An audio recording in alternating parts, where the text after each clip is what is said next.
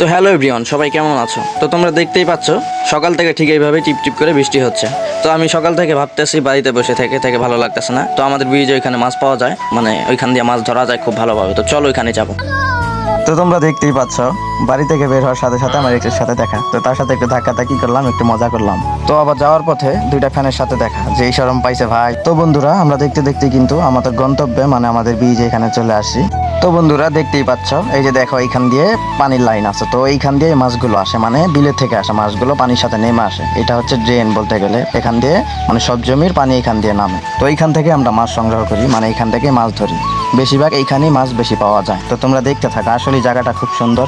মানে এখানে একটু মানে মাছ বেশি পাওয়া যায়, তাই আমাদের গ্রামের অধিকাংশ মানুষই এখানে মাছ ধরে। আর এইখান থেকে অনেক ভালো ভালো বড় বড় মাছ পাওয়া যায়, অনেক জাতের মাছ পাওয়া যায়।